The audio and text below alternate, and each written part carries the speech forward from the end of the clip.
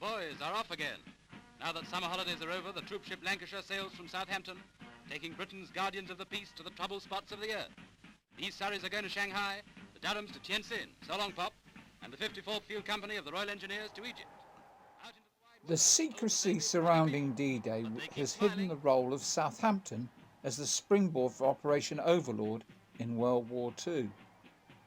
The history of Southampton transporting the British Army goes back at least to the 19th century, when the last of the government troop ships, the Malabar, was discarded before the 1896 season, and the commercial companies entrusted with the role. Ships of the Union and Castle companies proved themselves the most useful, but not far behind were the P&O and British India ships, which were specially fitted. During World War I, it is said that a troop train arrived at Southampton's terminus station every 12 minutes when it was recognised as the principal port of embarkation for the British Army, and was finally renamed Southampton Terminus on the 9th of July 1923.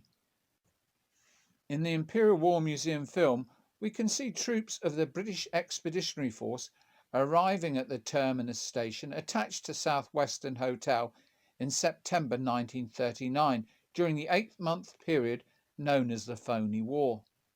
With the declaration of war, Britain prepared for the inevitable bombing of the cities. The government estimated that some 600,000 civilians would be killed and 250,000 would be wounded in the first 2 months.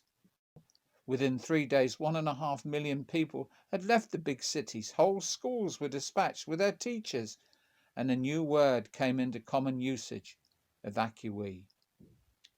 Yet in spite of all the preparations, very little happened, so people began to drift back to their homes. There was a public reaction against the defence forces, who appeared to be imposing unnecessary regulations when there seemed to be no danger. The British Expeditionary Force are seen in high spirits as they form up in Southampton's eastern docks at the junction of Central Road before marching along Brazil Road behind today's Oceanography Centre to the Empress Dock to embark for France.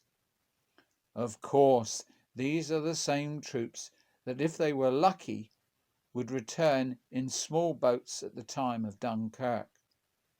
However, the situation was transformed when war was declared on the United States. They ignored British advice about the vulnerability of the port and set up their headquarters in a wing of the Civic Centre.